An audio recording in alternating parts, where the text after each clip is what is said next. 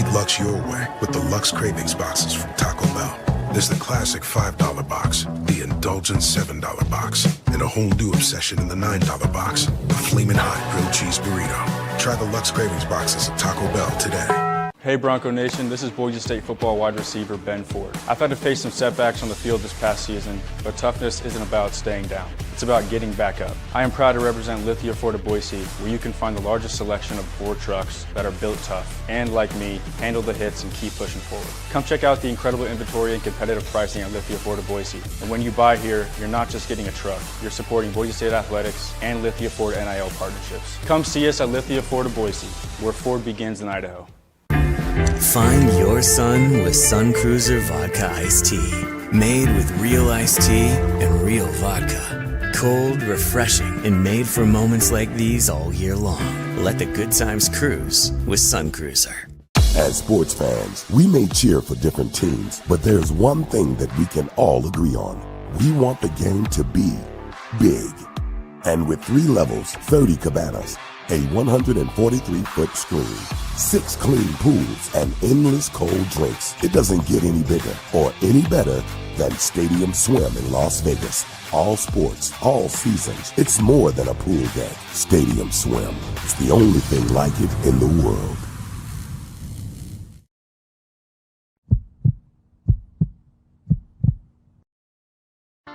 The final buzzer is sounded on another night of Mountain West basketball, and it's time to break down the action with Tom Moser on another night in the Mountain West, presented by Circus Sports.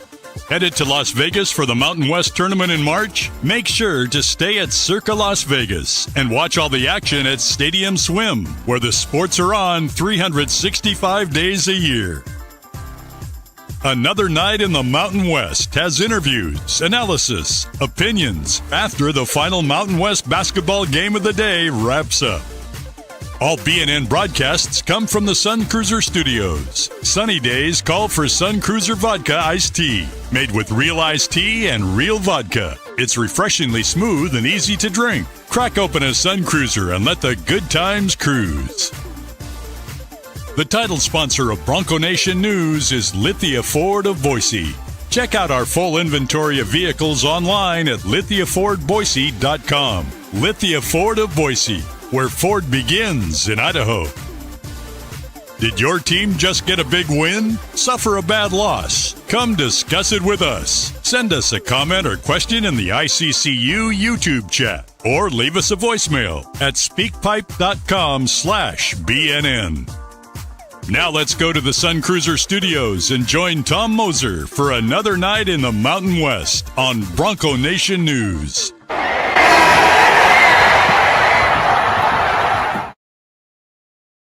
What's up, everybody? You're here in the Sun Cruiser Studio on another night in the Mountain West, another day in the Mountain West here, as we've had day action all throughout. Wrapping up here, we have one half of play yet. And as they would say, we have a developing situation going on. So first, I'm Tom Moser, your host. Sun Cruiser along for the ride, as they always are. Appreciate them. Got another message today, a response to one of my tweets with a picture of the setup. I think it was Josh, a Boise fan, with his setup for tonight's game, and the Sun Cruiser in the picture. So appreciate Josh and all of you out there supporting our sponsor, just as we appreciate Sun Cruiser being here for the shows. I'm sure Josh and Boise Bronco Nation right now not enjoying what they're watching. So let me give you a rundown of what we're going to do here over the next 24-ish hours. It's Wednesday, March 11th, first round, right? I came on now. Obviously, BJ has to do his post-game show. Just so happened the way the bracket fell, Boise was a late game. If Boise wasn't the late game, would not be an issue. They are, so we're on now. And to be honest, let's be fair about this. I don't think we're offending anybody when we say this. Did not anticipate this game going down to the wire tonight, right? And it still may not. There's 15 minutes to play before we're at the wire.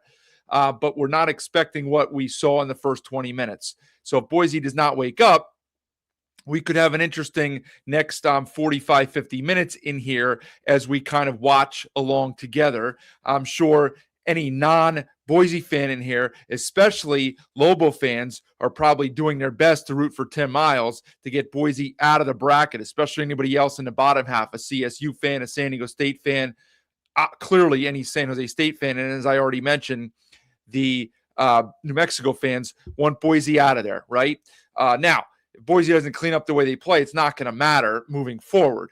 But anyway, so tonight, I'll be off probably within a few minutes once the game goes final. So BJ and Nathan live on the scene from the Thomas and Mack can do their post-game show here on BJ's Bronco Nation News channel. Now, as far as tomorrow, regardless of the result here tonight in the late game, regardless of that result, I'm going to do 2 shows tomorrow. I'm going to do one after each session. Okay, not after each game, but after. So we'll do one after the day session. You can probably figure out why I did not do one after the day session today, because there was really only one game. So there was no need to do that. But tomorrow, with 2 games in the afternoon, the 4 top seeds in the top half, the chalk in the top half, we have the potential for 4 great games tomorrow. Now, again, I'm kind of still forecasting Boise to go through and we'll have all the chalk. May not happen, but as of now, I'll still project that, okay? So if that's the case, we have the potential for 4 really good games. Now, the odds tell you that one of them will kind of not live up to the billing, maybe even 2, who knows? But the odds will also say that we're going to get 1 or 2, hopefully 3 quarterfinal games that go right down to the wire. So for a couple reasons, we're going to come live after game 2, which is your 4-5 matchup between Grand Canyon and Nevada.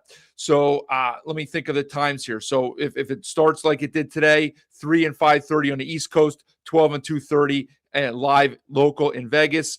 And what would that be? 1 and 4:30 out there. Geez, my time's all messed up. In the Mountain Time Zone, I guess, yeah, it would be 1 and then 3:30. So once the second game is over, I will probably come live for 30 or 40 minutes to talk about those 2 afternoon games. Then we have a little bit of a break before the 2 night games. CSU San Diego State is already booked for the early game in the night session, 9 Eastern, 7 Mountain, 6 Pacific, and then the nightcap. So if Boise would lose, there's not going to be any issue. I will go the minute that San Jose State and New Mexico goes final. If Boise wins, we're going to have to play that by ear a little bit, because again, BJ would need to come on and do his post-game show. I can probably bleed into the end of the game, the end of the game, and then go a little bit after the game. I would only have the 2 late games to talk about, not the entire card. So that kind of makes it a little bit easier. And I can have a little bit of time after the game, but don't want to deprive the Boise listeners and BJ. We don't want to do 2 shows at the same time on the same network. That doesn't really make a lot of sense. We're not ESPN here with like 8 different channels, right? Thank goodness we're not ESPN. But anyway, so we got to play that by ear and see what happens. So we're going to go here throughout the second half. I think we got about 8 minutes yet, 7 minutes until the second half starts. I'll be following the live action. I'll probably even put it on my phone here and peek to it if it stays competitive. So let's talk about that one. And I'm sure that the comments are largely going to be about that game. And yes, Matthew, they better play better in the second half. Like, look, San Jose State's played better tonight. There's no way around it. I know it sounds odd, like my tweet at halftime was that San Jose State's defense has been the best unit on the floor when they gave up 39 points. But, I mean, this is a team that's outmatched. They have no bench. We know the deal with them. They can make shots, and sometimes it's like, how are they making that? They're just throwing this stuff up. They do that all the time. It's difficult for them to sustain it for 40 minutes, but their defense is really bothering Boise. It is. Nicholas Garland going all out. Yeah, I mean, Garland, Myers, like all of the guys are. What's going on with Fielder? I don't. Let me put the stats on here. It's not just Fielder. It's look at Andrews. Let's look at what Andrews has done. He 11 minutes, 0 points. He took 1 shot, no other stats at all. No rebounds, assists, no fouls, 2 turnovers. He just looks disinterested. Nato, 2 fouls early. At least he had 2 assists, but he didn't take a shot either. Keene took 2 horrible threes. Now I know one was late shot clock, but we don't need that, right? in 12 minutes. So there's 3 guys right there with as many points as all of us have combined in here that are watching. Thankfully, Meadow and Buchanan showed up because nobody else did. Fielder, 4 points, 0 for 3 from the floor. He does have at least 4 rebounds. Look, the bottom line is the Spartan defense is aggressive. It's in the face of the Bronco players with the ball, off the ball. They're where they're supposed to be. They're active. And you could see they're flying around. They don't really want to play another game. They want to play tomorrow. Boise, I'm sure they want to play tomorrow, but do they want to do what's necessary to play tomorrow, right? Or do they just want to go through the motions against an 8-23 team and then say, all right, yeah, we'll advance? And that may still happen. They may win the game by 6 here going through the motions, but that's not setting a good template for tomorrow, because if they put this effort out there tomorrow, regardless of what they win by tonight, they will not beat New Mexico tomorrow. Right. I personally, prior to the last hour, thought they had a pretty good chance to win tomorrow against New Mexico for a variety of reasons.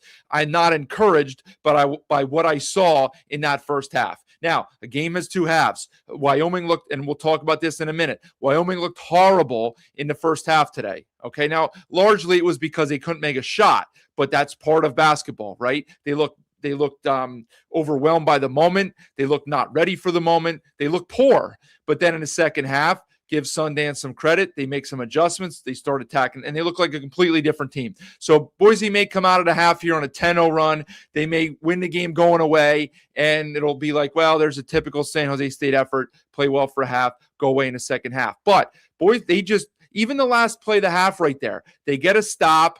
40 seconds left. San Jose State runs it down, misses a shot. Boise grabs a rebound. I think it was Buchanan. And I hate to blame it on Buchanan because he played well that half, but just a lack of concentration, basically dribbles the ball off his knee, uncontested, and it leads to a 3 for the Spartans. So that could be a valuable 3 points in the last 5-6 minutes of this game. And so they're just not, Andrews dribbling out of bounds, they're just mental mistakes, poor passes. What do they have turnover wise? 8 turnovers. San Jose State doesn't force turnovers, right? 8 turnovers against a team. San Jose State has to play passive defensively because they can't get in foul trouble. So you look at the on the screen why I took it off, but they played 6 guys basically, right? And he can't have, Garland has 2, and that's a death sentence for them. And Ganga has 2 as well, the big guy inside. They can't get in foul trouble. So they play very passive defensively because of it. You should never turn it over 8 times. Some of those were cross-court passes, just expecting it to be there, and they weren't there. So just not a good situation. Looks like the half has started. So I'm going to put it on my phone here. And I won't spoil it because I know that the live stats here, spoiler alert, the live stats are ahead of the feed on the Mountain West Network. So I am not going to tell you what's going on there. I'm going to put it on my phone and then just kind of watch it with you guys. Wait, once I get it on here. So anyway, but credit to San Jose State, right? They, as I said, they want to play again. They want to play tomorrow. The season's over for them the minute that they lose here, right? It's done. They have 0 chance at anything postseason wise, and they know that. And it looks like some teams, they just mail it in, and you can tell that they don't care if their season ends, right? Arizona State today, they lose by 50 to Texas Tech with their season on the line. They obviously didn't care. They didn't have the fight. They didn't have the dig in that you need. Well, San Jose State has shown up to play, so massive credit to them. Now, I do want to hit on the other games, at least 2 of the other games. We'll keep peeking in on this one, so I'll be refreshing the stats and seeing what's going on. But if you see me look down to the corner, it's because that's what I'm checking out down there. Now, let's go to the early game, the game that started us off here, and then I'll get back to some of your comments because I know a lot came in here. Is Boise going to win? I don't know. Let's go, John. Let's go, right? I mean, this is not working out so far. All right, let's go. I know you're watching late from Indiana. Let's pound the paint. Let's attack the rim. Something. Let's do something. So, indefensible if they lose tonight. There's no doubt about it, Billy. 100%. Might get to a halftime show. So early game, 8-9 game, in theory, before this one, the game that was going to be, and we had a good late one earlier, but the best game on paper of the day, and it delivered. As I said, first half wasn't great. Wyoming was not super, but they fired up a lot of threes, and they couldn't hit water from a boat, right? And so that's how you get a double-figure lead if you're UNLV. Sonny at the break obviously says, look, let's attack. Here's how you know it's a UNLV half, right? I see Andrew shooting technicals. I'm not sure if somebody got Tim Miles got teed up. Somebody has to write in the comments there what Miles did to get teed up. Very odd for Miles to get teed up when he's winning by 4 in the first minute in the second half. That seems very out of character and odd. So I need a report because I don't have the volume on of why Miles just got teed up. Anyway, you could tell like the moon must have been out at 1:00 out there in Vegas because UNLV had fouls to give at the end of the first half. Like I should go back through their box scores one day and see how many times this year they had fouls to give at the end of the first half because they never do. They're always in a double bonus. So Vern Harrison crew decided, let's just get through this first half without calling a lot of fouls, no whistles, and then we'll call them in the second half. And so that's what happened. And now part of it was the game plan too, let's be fair, because Wyoming just fired up a lot from deep and there wasn't a need to call a lot of stuff. Second half, Sundance has his guys. Walker, who I've been critical of lately, really attacked the basket, not settle for jump shots as much, put the onus on the defense to play without fouling, and UNLV struggles to do that. And as a result, we had foul. And I believe Wyoming was in the bonus, UNLV bonus, Wyoming shooting, with 15 minutes left in the game, and it was double bonus by like the 13 or 14 minute mark. And so like that just, it's not free points, but they made a fair amount of their free throws, and that's what allowed Wyoming to creep back in the game. It also just kind of like takes the flow out, takes UNLV out of rhythm. Dennis, Bennett, those guys did a really good job in the second half on Gibbs Lawhorn. I don't know that he scored much at all in the second half. Now, part of it was UNLV was content to run their offense through Kamani Hamilton, and he did have a plus matchup, I guess. I just think bottom line is they got a little lucky to win the game, not just by anything that happened at the end, right? I know there was some discussion about a couple calls. Nothing in there was overly anything, right? On anything but square. Okay, it was all fine. They got lucky to win the game because Wyoming was the more disciplined team, by far in the second half on both ends of the floor. Shot selection, defensive discipline, like rebounding the ball. Like so let me go to the stats here, and I'll just keep them up there for a minute. So 73-70 was our final.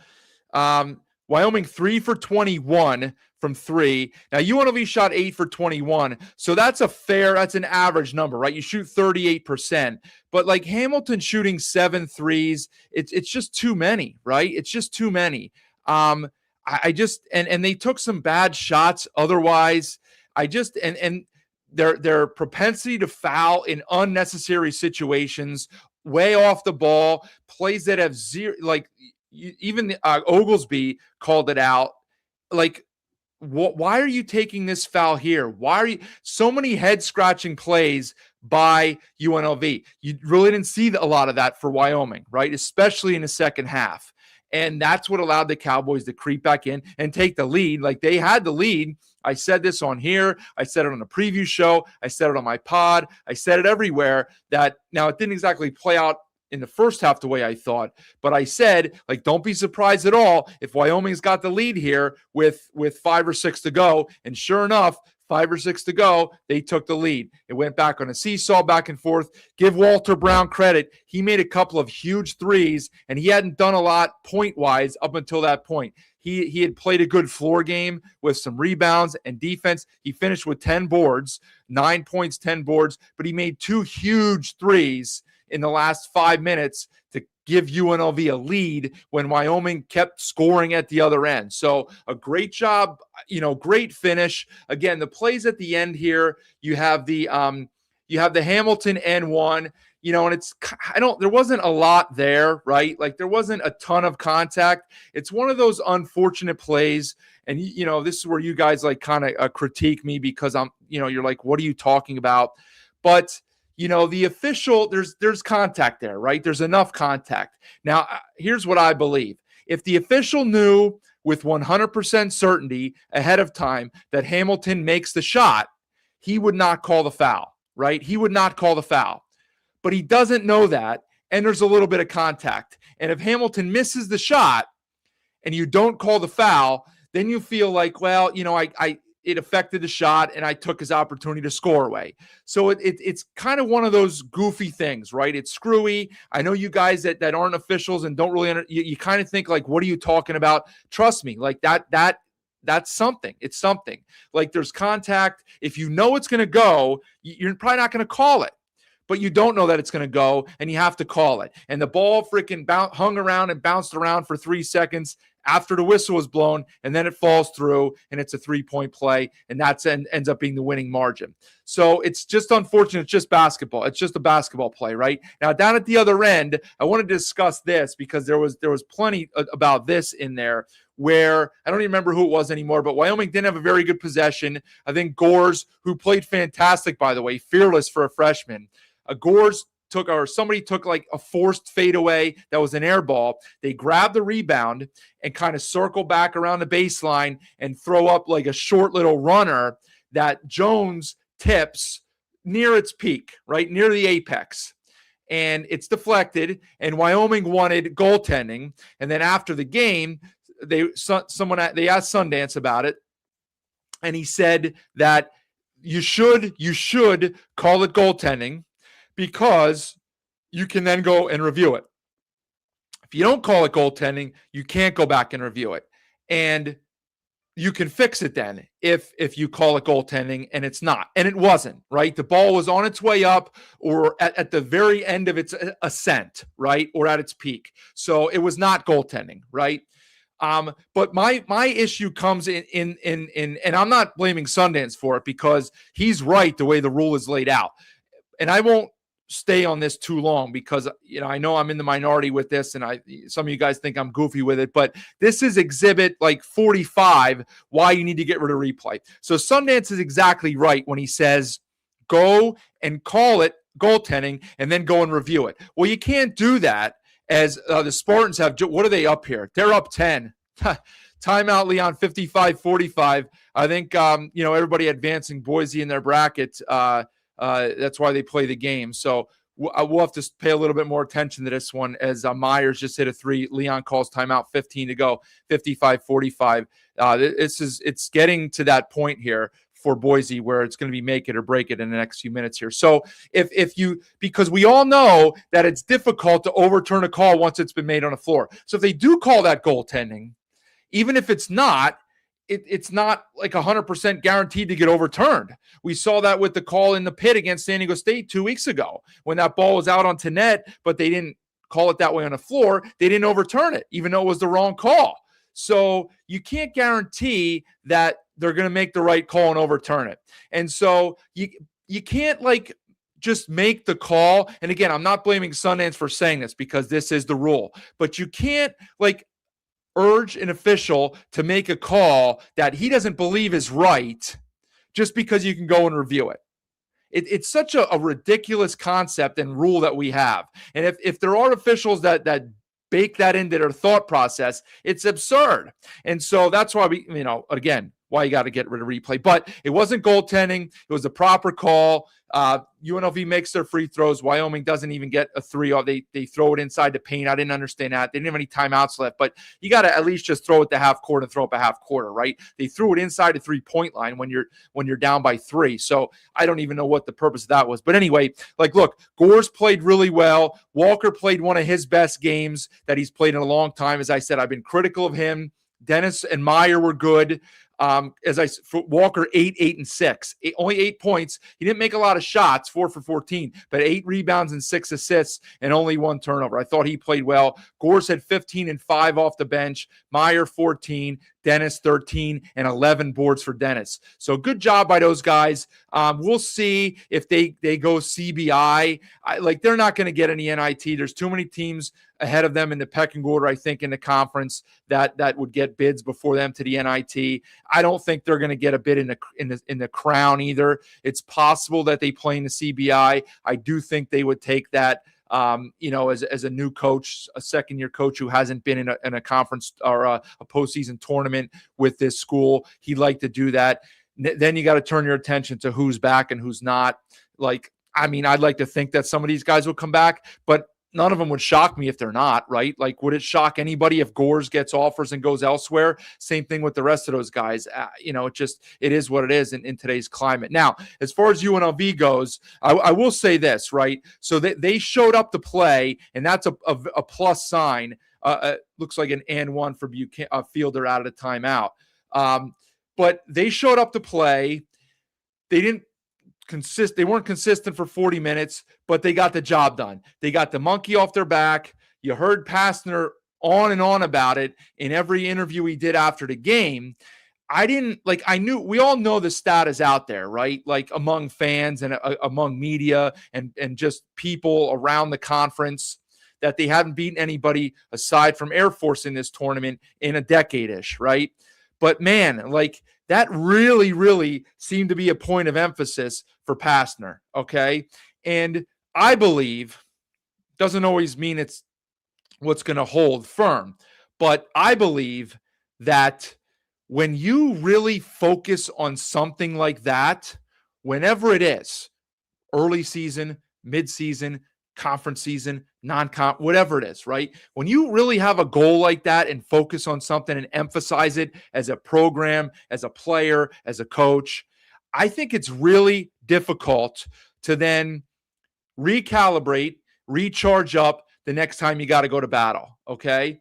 And so I think that puts UNLV, people might think I'm goofy the way I think about this stuff. I think it's going to be difficult for them to recharge up tomorrow and give an A effort against Utah State. I know they beat them twice. They do match up well with them. They have athleticism, and their interior defense tonight, I didn't mention it yet, even though I said earlier, Wyoming attacking the basket in the second half is what got them back in the game. Largely that's due to fouls. How many times in the second half did Wyoming penetrate and try to drive and dish or have an attack and get rejected or altered at the rim or something, right? Just too much length and athleticism for UNLV. They're like a 9 on that meter, right? Maybe not compared to your Big 12 and SEC schools, but for the Mountain West schools, they're a 9.5 on that meter, and Wyoming's like a 5 or 6 in terms of your freak athletes, if they're even a 5 or 6, okay?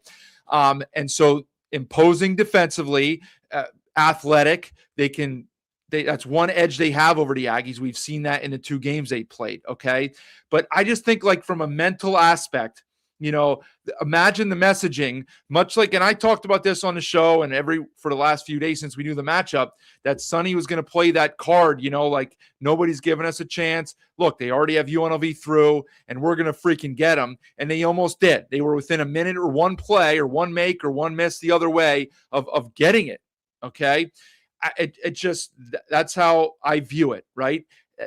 You can tell that Pastner's emphasizing this. We need to get this monkey off our back. We need to beat. He talked about it, how it was like basically fate, not fate, but that things work out for different reasons. And it was okay that they lost to San Diego State because now they got to play somebody other than Air Force and they can get that monkey off their back. So imagine the euphoria in the locker room when they're celebrating. He was acting like they were going to the NCAA tournament, right? And that's great that they won this game and they're playing tomorrow.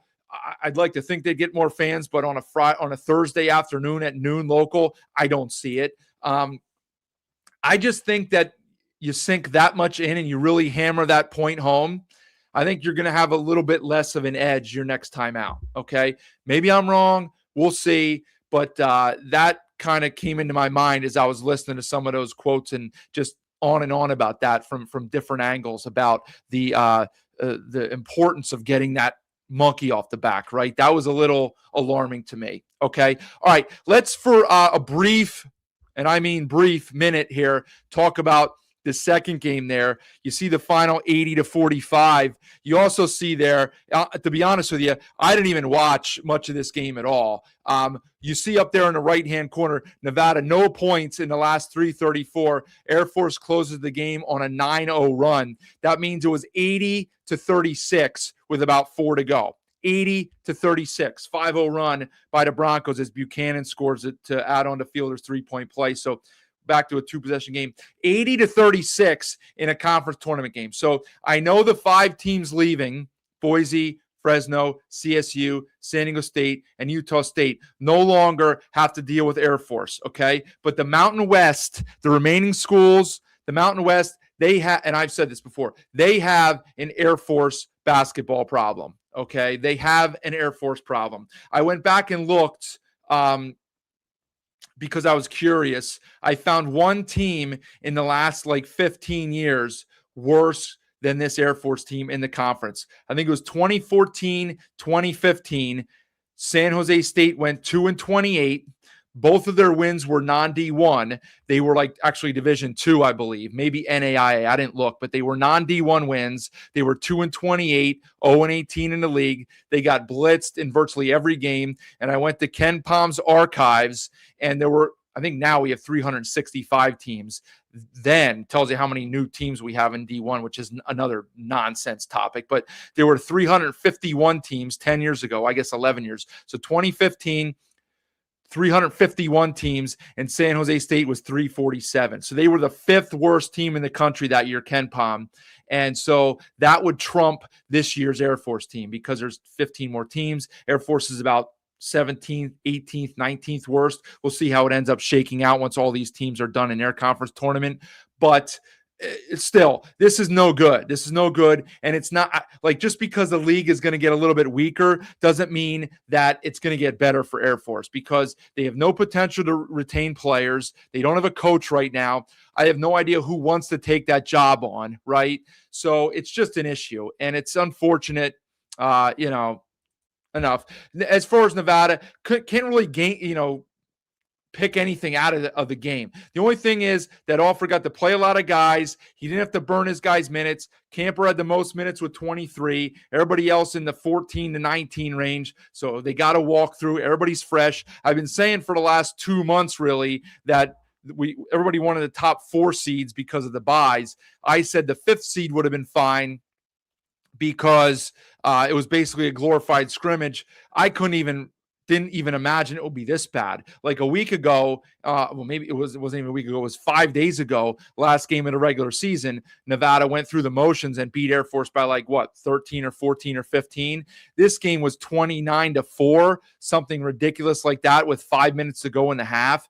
Air Force had 10 points at the half. They were lucky to get to 10. They were on 4 at the under 4 timeout, for crying out loud. Okay. So, nobody could have imagined it would be that bad. It's just not, I feel icky watching it. I feel gross watching it. It's like watching I don't even know. I don't want to make any comparisons, right? Love Air Force as an academy and obviously all that stuff. But as a basketball program, it's just not working, right? It's just not working. So Spartans hit a 3. They now forced a turnover, and we got 13 to go. So there's still a long way to go.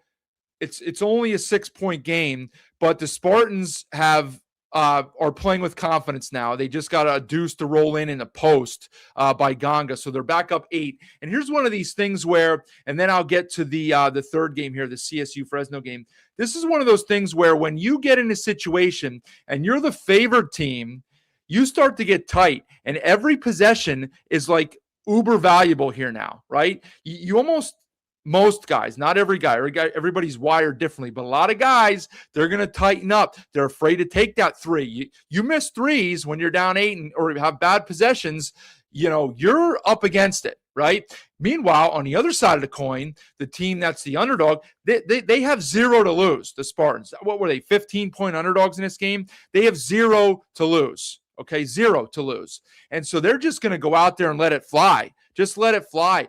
freewheel. Go play. If we lose, it's fine. We played it as hard as we can. We went out fighting, and we gave it a heck of an effort. And that's all that Miles probably preached in the locker room to his 6.5 guys, right? Because that's what they're doing right now. It's a lot, as goofy as it sounds, it's a lot easier to once you get a lead. It's not easy to get the lead, but once you get the lead, that starts to tighten up around you as the favorite. I'm telling you, it does. Buchanan just made a couple free throws. He's really been carrying them. Let me go to the update. He has 21 and 8 boards, and we still have 12 minutes to go. So he's doing everything he can. And John, you should be proud of that. He just needs some help, and you got to get some stops here on the defensive end.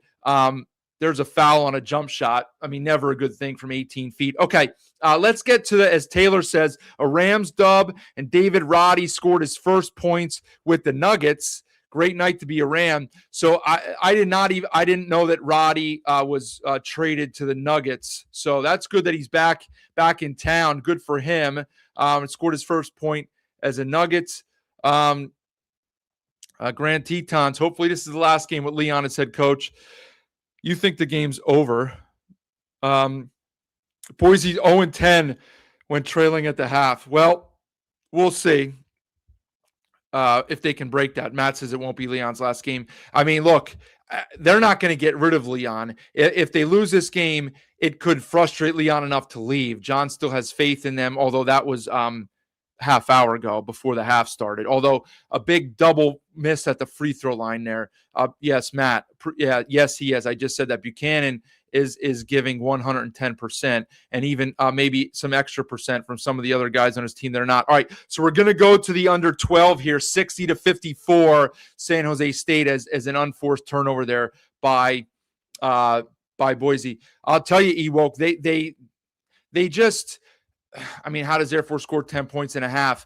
Like, they just, I don't know. I mean, what do you want me to say? Like, there's just not a lot going on there. They can't shoot the ball. I will say, I'll pat myself on the back for this, because I said early on in this on these shows here, so way back in December, one of the staples of Air Force over the last handful of years, as they've gotten, the separation has become pretty clear. Like this year, it's like this in the conference, right? Top of the league here, Air Force down here. The last few years, it's been like this. Like, they're not near the top, but they're not getting beat by 30 every night. That's because they have some guys that can shoot the ball. Hydrator a couple years ago, who was Ethan Taylor last year, and another guard. I can't remember who it was anymore. There was a good player, Petritis they had, right? They've had guys that can shoot and score, right? This year, they have no shooters.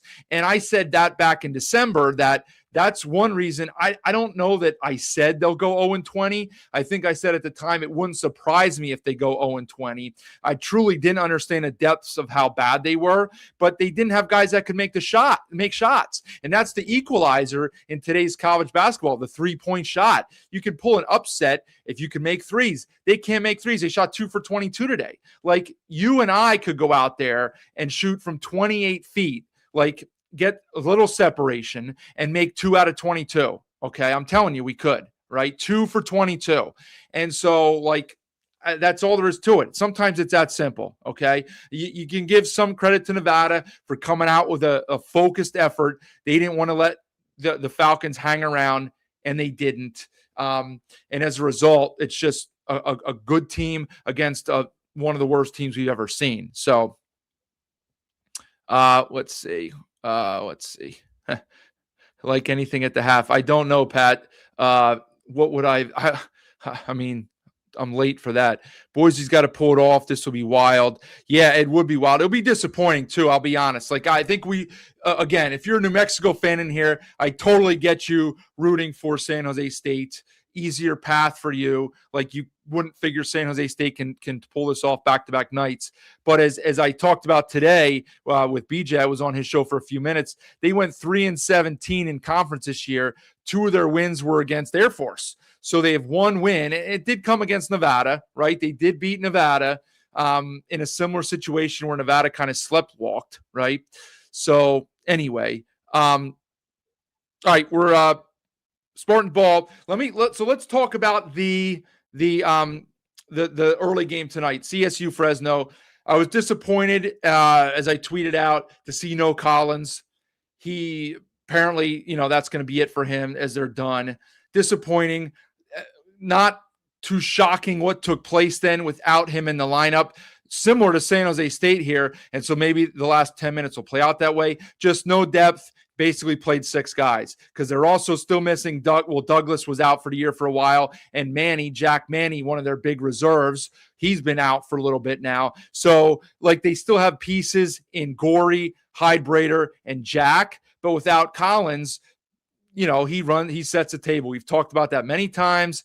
He's as valuable a player as there is in the conference, not necessarily from a point standpoint, from a production standpoint, but what he brings as leadership, handling the ball, running the offense, everything that goes along with that. Without that, it takes you down a notch. There's no other way around it. And the Rams really kind of sleptwalked through the first half, similar to what Boise did. A lot of it was just missing shots, right? They were 9 for 29. They grabbed a bunch of offensive rebounds, but they couldn't make anything. I think they made 1, maybe 2 threes. And frankly, they were lucky to be only down 5 at the half. You had to figure they would come out and make some shots, and luckily they got that from Butler. Let me put the numbers up here. Put the numbers up. All right, so Garland just knocked one in, so the Spartans are up 8, 11 and a half to go. Okay, so 67-63. Rams only shoot 39%. They shoot 10 for 30 from 3. They only turn it over 9 times. They do get 18 assists on 23 makes, so that's pretty efficient, right? You'll take that. From an individual standpoint, like I said, it was Butler. Butler was the one who kind of won the game for him tonight. He finished with 20. It was a lot of threes, but he also had 9 rebounds, right? Booth had 18 and 6 boards. Pasquarelli came back, and I'm pretty sure, look, Ali knows that to win this 4 in 4 days, he's going to need Pasquarelli. And he used Pasquarelli tonight. What did he get? 11 minutes. Didn't really do much. He made a 3 at 5 points. That was a game to get your feet wet and be ready for tomorrow, right? They're going to be an underdog against San Diego State. You need your full roster, although granted, they did beat the Aztecs without Pasquarelli a couple weeks ago. But still, you're going to need your full allotment of players to get through the gauntlet that they're going to have to get through in the next 3 days if they want to win the automatic bid, right? And so they try to get Pasquarelli in. Remember, Ali tried to do this 3 months ago against Denver with Bemba, and it backfired. There's really no other choice for Ali, though. It's not like he had another option. You have to try him. Bucket for Boise, 10 to go. And they're down 6. Andrews finally gets on the board. The time is ticking away here for Boise, and they can't really be trading buckets anymore here, right? And with the Spartans' ability to fire shots in at any point, whether it's Washington or Myers or Garland, it's time for Boise to go stop, score, stop, score, stop. 3 stops in a row. And they just gave up a dunk. So, they're on serious alert here with 9:40 to go, down by 8. But CSU, like I said, Muniz set the table a lot tonight. He had 7 assists, didn't shoot it well, but 7 assists. The scouting report on Muniz should be pretty simple, right? If when you're guarding Muniz, missed 3 by Andrews. So when you're guarding Muniz, you simply can't help off of another guy and go and try and double or attack Jev with a second guy, because he sees over the defender. 9 out of 10 guys that are guarding him. He's got great court vision, and he will find the open guy. Okay. If you just guard him solo, that's when he resorts to trying to back people down and play one-on-one, maybe force a shot, and he becomes less effective. So, I didn't want to spoil that secret, but it's that the game played out that way tonight. Fresno finally did that a little bit. Buchanan draws another foul, but they're down 11. And I would venture to guess right now that I think for the first time now, I actually would favor San Jose State to win this game. I think that last 3 right there from Ganga, probably I would favor San Jose State to win the game right now. So this is stunning. There's still 8:45 to go. Buchanan shooting 2, but down 11. Not a situation you want to be in if you're Boise. And wouldn't it be ironic? You start your season with a disastrous loss to a D2 school, and you finish your season with a disastrous loss to a 3-17 team that basically has 6 guys. I guess it's possible that they could get a bid in a tournament, but this isn't going to help that cause. I'll tell you that right now. So they got 8.5 minutes to kind of buck up and fix it, or it's going to be a very long plane ride home from Vegas tomorrow morning, I guess, or who knows when they would even fly home. Okay. Anyway, so for Fresno, Hydrater played really well tonight. He had 26. Gorey did nothing in the first half, but then he's so elite with his runner. He's got good body control. He finished with 12 and 10, all of his points in the first half. And it's disappointing because, like, I can't help but figure that that's his last game in a Fresno uniform, right? So it just the way it is, right? Like, I would be surprised if he is back there. They can't pay him an NIL what somebody from another conference is going to pay him. That's all there is to it. And so they were improved this year, far leaps and bounds from what they were last year. Okay. With Hydrater, the games that Collins played, and the freshmen Gorey and Jack, they really, really had a nice season. The problem is the teams ahead of them are just better than them, right? And as a result, they can only get to 7 conference wins. So, good season by Wahlberg. We'll see what happens as they transition into the new pack. I would assume Wahlberg will be there. He's going to have to retool his roster. Hydrater and Collins are out of eligibility unless we, just allow unlimited eligibility anymore. So the Spartans are now up 14 with 7.5 to go. We'll see if Leon calls a timeout here, but this has gone from bad to worse. And so it looks like we're not going to have to worry about that issue tomorrow night here on the broadcast, unfortunately. Very disappointing for Boise tonight. There's no way around it. Meadow with a much-needed 3, and he misses it. Okay. So he's going to have to retool the roster. He did it this year. He got a nice group of guys in. They need to find some NIL. That's the bottom line, okay? It doesn't matter who the coach is. That's the name of the game today. You've seen it from other schools and other programs. They talk about maybe not paying their coach as much, and they're going to resort to using some of their funds to NIL because it's all about the players, right? And so it's wild that that's the conversation that we're having in 2026, but that's where we are. That's where we are. That might be a situation here. I'm not telling Wahlberg to take a pay cut, but like you got to kind of divert some of these funds to NIL so you can get a roster in there, okay? Even if it's just for 1 year, right? Like he got Gorey for 1 year. Maybe Jack is back. Maybe he's gone. We'll have no idea, right? So, that's kind of where that is. All right, let me, as we get to the under 8 timeout here with 6:40 to go, Broncos in serious trouble. Let me cycle through some of these comments here. Yeah, Jazz, it certainly is trending to be Lobos and Spartans, and that was a half hour ago. It's only gotten worse since then. That's becoming more in focus. Ganga destroying folks in the paint. Yeah, Boise fans certainly hate to see it. There's no doubt about that. Oh, yeah. Well, John, your son is going to have a double-double. The problem is, like, the Spartans are hitting, and nobody else is really defending much for Boise. No, I don't know what you mean, Matt. No, it's not a halftime show. We're doing the show in the second half. Matt, I hate to tell you, if you don't care about my schedule, you can go watch the game. I don't know what your problem is here. I'm sorry your team's losing, but this is what we're doing. Yeah, Javen is playing lights out. John, you should be proud. He just needs some help. Okay. Okay. Yeah, well, the wheels are about to fall off. I hate to say it. We'll see what transpires here in the last 7 minutes, but time's getting away. There's limited possessions left. Like, you need to play perfect basketball from this point on. Okay. The Spartans have good free throw shooters. I wouldn't say they're great free throw shooters, but they have good free throw shooters. And when you're protecting a lead, you can milk the clock, and that shortens the game. So I would be surprised if San Jose State takes early shots here. Okay, the last 6.5 minutes. I don't know whose arrow it is. I don't know whose arrow it is coming out of the timeout, but I would be surprised if the Spartans are shooting before there's 10 seconds to go on a shot clock. If you just bleed the clock down, it shortens the game, and you're forcing Boise to score on 80% of their possessions. I mean, the math just doesn't work here, barring a complete collapse. So you're really up against it. Yeah, Boise Rail fan, you're going to drown your sorrows to forget about the season in liquor. Nick, I know as a Lobo fan, you're rooting against Boise. Does Boise have a little UNLV in them? Well, I don't know what they have in them right now, Sean, but it's not what they need to have in them, let's just say. Yeah, no doubt, Pac fan. Fresno, they ran out of gas. Hydrator did.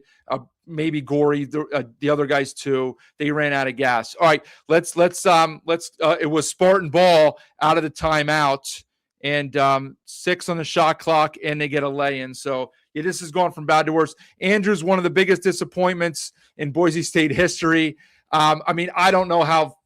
Recent history, yes, as a when you only bring in 2 transfers, right, and they're both from Georgetown, like not Power 4, but from a Big East school, and your other one's a Power 4 school with Andrews from the Big Ten in UCLA, you expect him to be better than he was. There's no doubt about it. At halftime, he had 0 points. He's now got 4 points and 2 turnovers in 22 minutes, 1 for 4 from the floor, and he made those 2 technicals. So he has not, it just hasn't been he had one fantastic week where he was player of the week, and it looked like he was turning a corner, and it just hasn't happened since then, right? It hasn't worked out. And Nato is a freshman. He's inexperienced. He's not consistent enough. And, that's why you are where you are. It's unfortunate. Keep feeding Meadows and Buchanan. Here we go with the Spartans dribbling the ball and bleeding clock. Luck is on the Spartan side. Let's see. A lot of these were earlier. Good things happen when Peanut attacks the rim. They had it to 3. Yeah, you got to find the magic that Wyoming used to hold Gibbs Lawhorn scoreless in the second half. Agree there. Looks like we have a foul late in the shot clock. Okay. Yeah, Pac fan agrees with what I said about the end of the foul at the end of the Wyoming UNLV game. Just one of those things that happens. Thank you, Pizza. Replay is imperfect. That's why I just think you got to get rid of it. I do. Yeah, not a great effort here, Rail fan. This is an 8-win team, and look, they're playing hard. It is something else. It's just Tim Miles calling timeout here. 14-point lead, 5 to go. They are playing soft. Yeah, officials will never be right. Same with replay. It's part of the game. Yeah, 100%. That human error. So let's just get rid of it. Let's just get rid of it. Roman says Boise's done for. San Jose State is on fire. What else do we got in here? Nick thinks UNLV is going to upset Utah State tomorrow.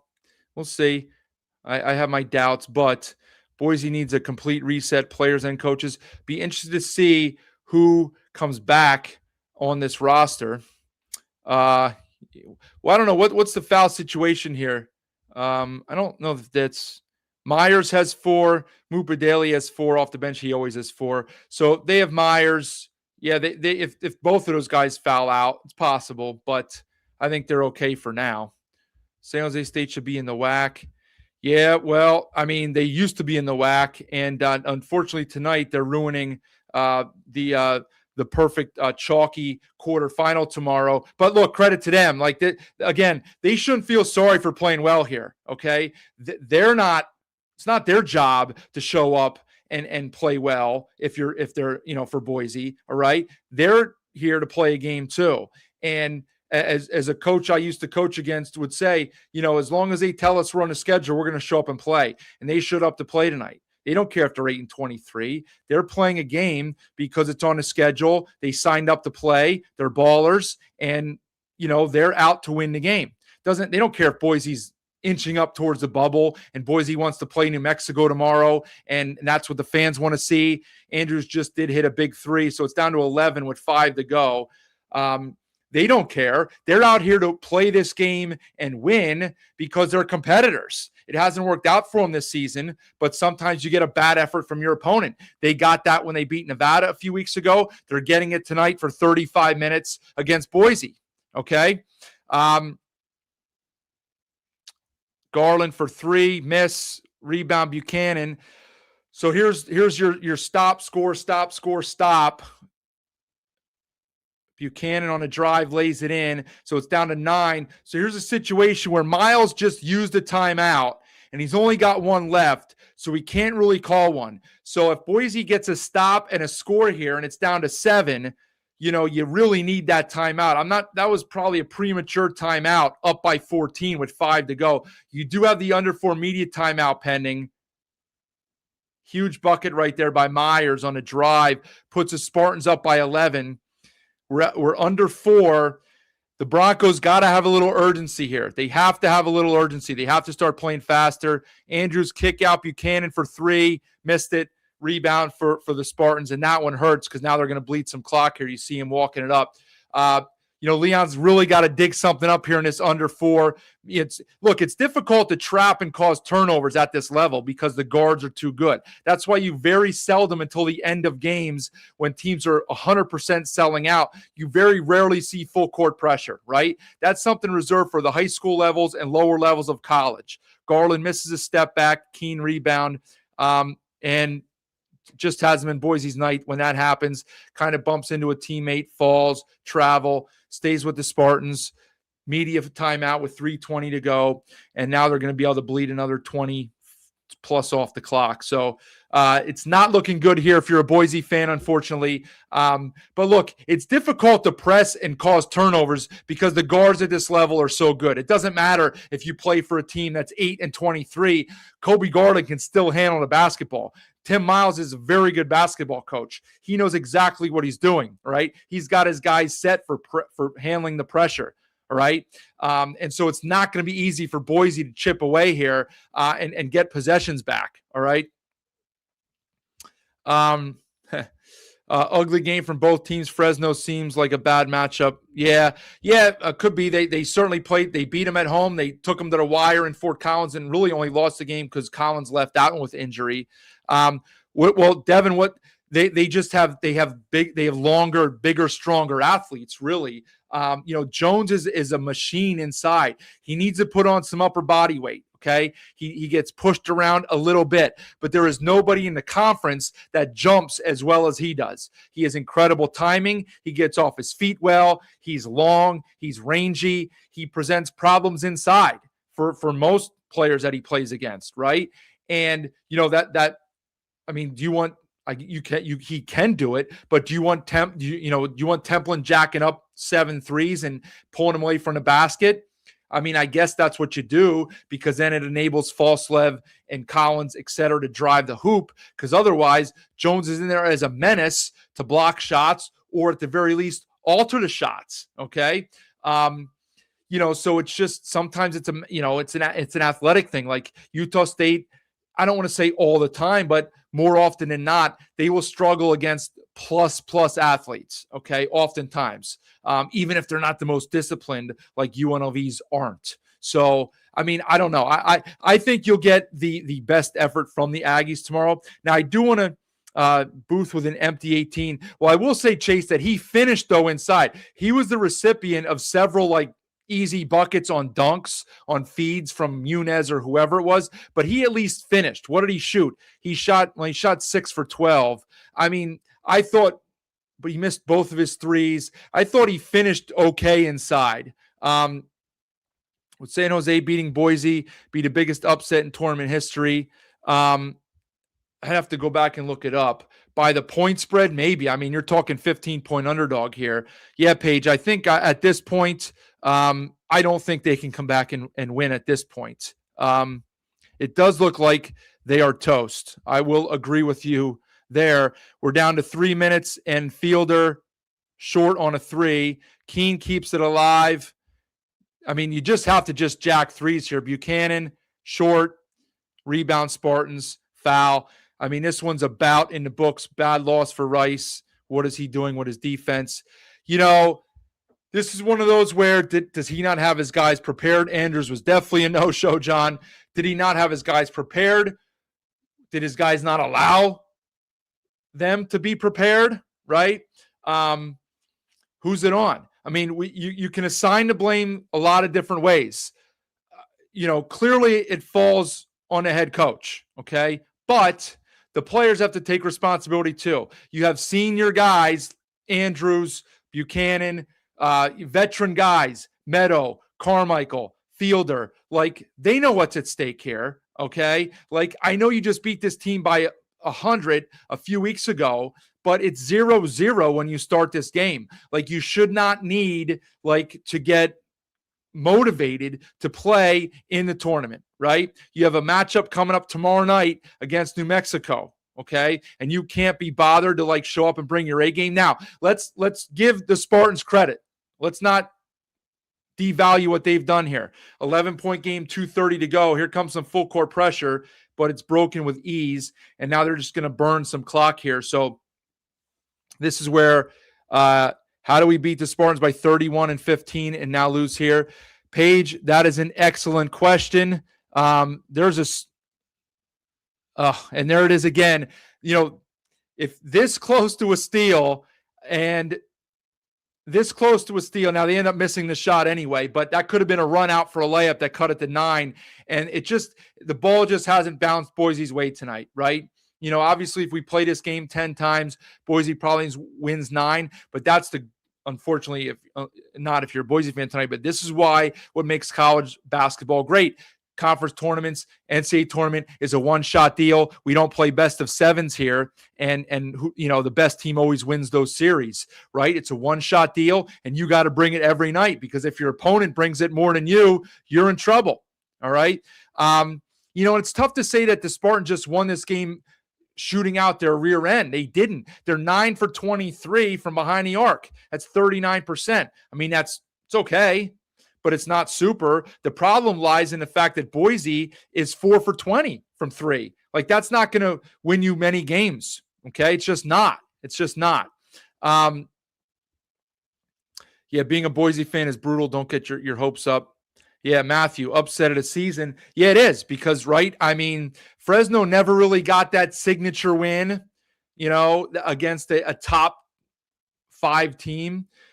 San Jose, I guess, against Nevada, that was at home. And so, most people would put Boise a little bit ahead of Nevada. So this certainly trumps that. Boise should benefit from increased TV. They'll get a little bit of increased TV money. I don't know what that's going to do, but Grant, I don't think you hate Boise State. I think you're angry at them in the moment here. They did get a free throw from Buchanan and a stop, and now they have the ball with 1:30 to go, down 10. So last chance to dance here, as Gus Johnson once said. Fielder, is that an and one? No, oh man, that would have been big right there. It looks like they called it on the floor as he laid it in before the foul was called. Okay, so 1:26 to go. They're going to need both of these free throws. They're going to need we've reached a stage now where they're going to need some help from the Spartans. The Spartans are going to have to collapse. They're going to have to miss some free throws. They're going to have to turn the ball over. They're going to have to pull what UNLV did against Fresno 6 weeks ago, okay? Fielder misses the first free throw. That certainly does not help. Sick. March Madness is the peak of sports, and you're already done with it. You've been wasting your time. I mean, I hate that feeling for you as a fan. I do. And that's part of the reason why I gave up my fandom largely. Fielder misses both. So that kind of symbolizes what you've gotten out of Boise tonight. Steve, you're at the game. Boise fans were saying how happy they were with their half of the bracket. Karma. Yeah, you know what? What do they say, Steve? Careful what you wish for, right? Careful what you wish for, because it's never as easy as it seems. And we're down to a minute here. Yeah, this season's been miserable. Oliver says, do you think Leon I don't think they're going to fire Leon. I don't. I know, very awful bookends. And I don't know, somebody may correct me here. We have a few minutes left because, again, I'm going to go for 5 minutes after the game ends. That's it. Maybe 6 or 7 tops, because BJ and Nathan are going to get on here, obviously, and have plenty to talk about with the Boise fans. So stick around and join if you want more talk about this with Nathan and BJ on BJ's postgame show, because he might go for 2 hours at this rate if you guys are in there with Boise fans are in there with comments, okay? I do need to get to bed. It's 1:30 here, although I probably won't sleep for a while. But anyway, I got it. Let BJ get on here and let his stuff get going. But, look, are they wearing – I remember the warm-ups that they wore as a staff in that opening game were hideous with the huge patch on the chest.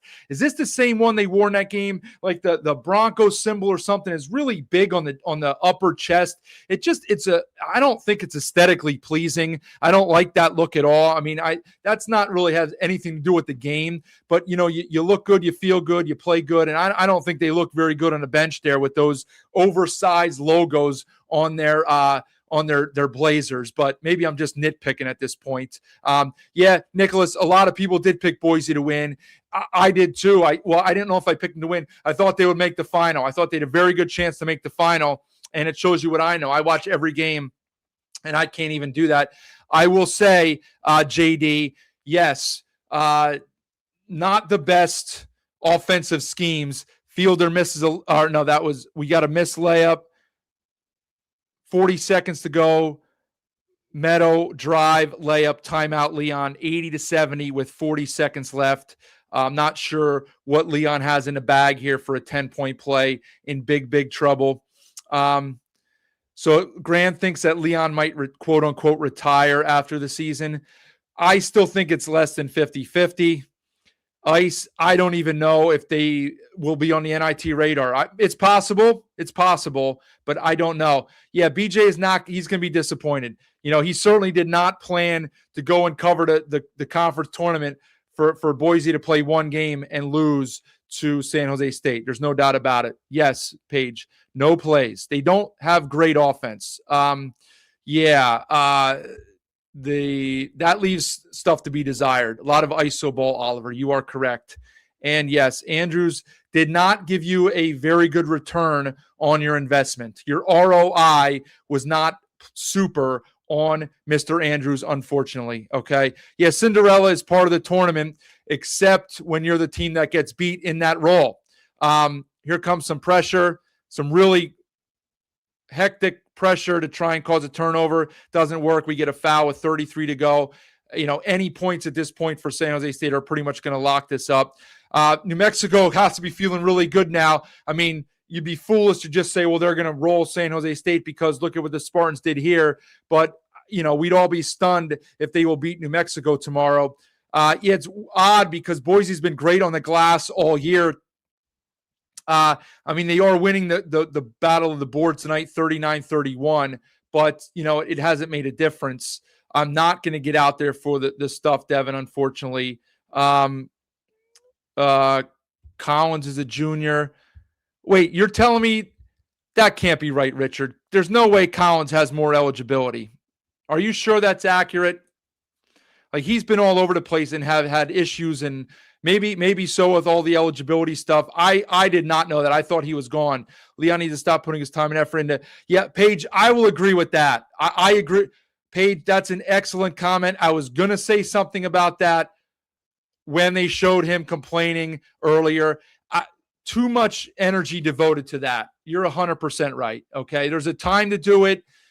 He does it too much. And when your team's getting their arse kicked, that should not be your focus. Okay. So I totally agree with that.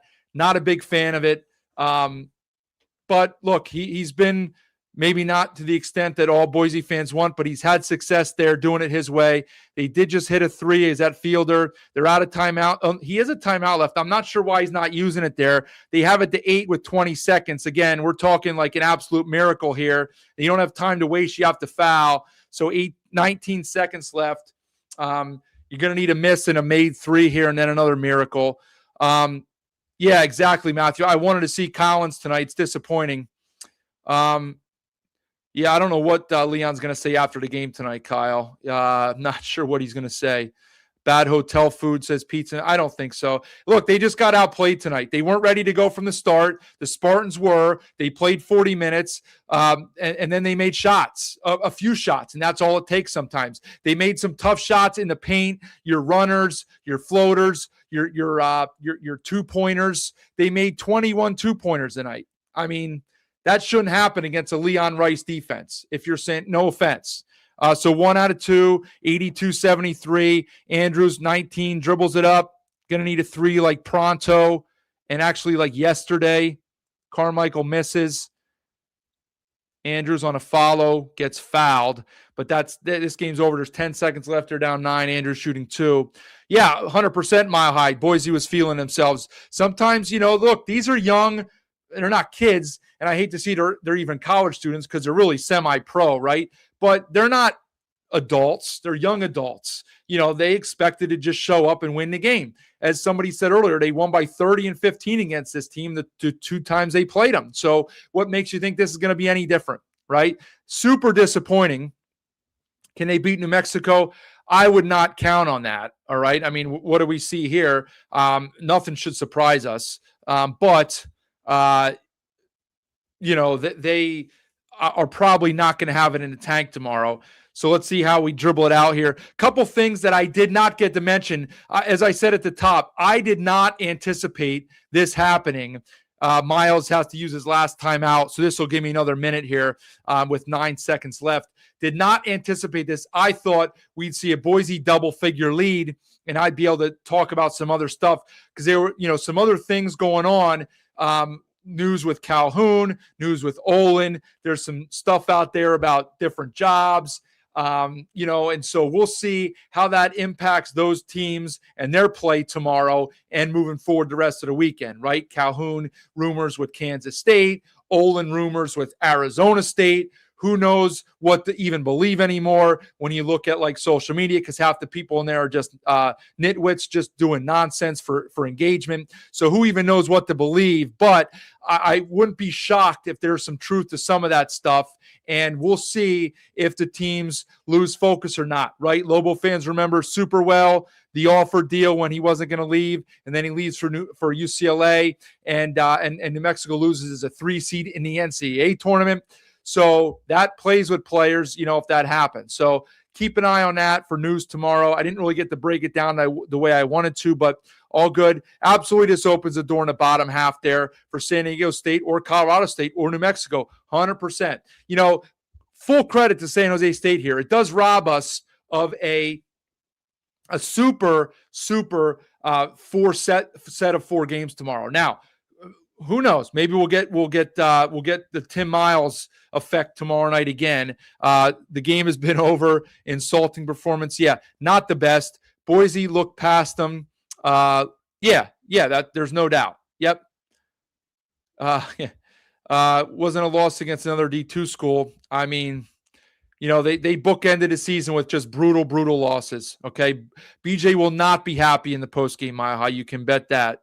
The parity makes every game exciting. There we go. 84-74 is the final. San Jose State pulls an absolute shocker to close out the night.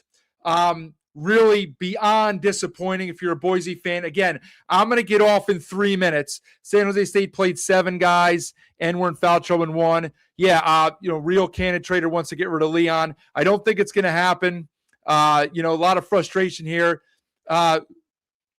So you guys, as Boise fans, do I think the Lobos need to win the tournament for an at-large? Well, if they win a tournament, they're in as an automatic bid. If they get to the final, they have a chance because the bubble's awful. So let's win tomorrow. Although I will say this also hurts New Mexico. This hurts New Mexico because they don't get a quad 1 win tomorrow now by beating Boise.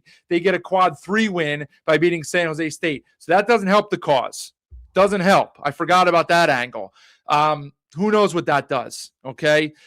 Boise's a lot of not positive comments here from Boise fans. So here's what I will say. Okay.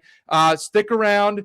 In about 5 minutes. BJ and Nathan will be live from the Thomas and Mack with their Boise postgame, Strictly Boise. I know I talked a lot about Boise on here because of what just took place, covered the earlier games in the first half of the show. So if you want to watch that, you can go back later on, maybe tomorrow, and watch all this. A lot of comments on here. Takeaways for tomorrow. I mean, look, I think Utah State gets by UNLV. I kind of said that at the top. I think Grand Canyon gets by Nevada.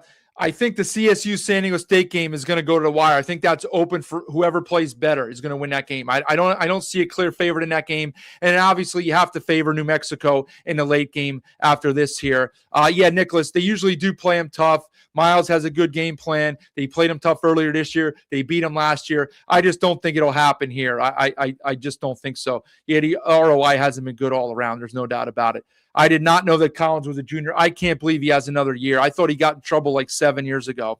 Maybe a little extra juice from the Mountain West team's fields, maybe. I just think Boise was just flat tonight, crushing for the program, 100%.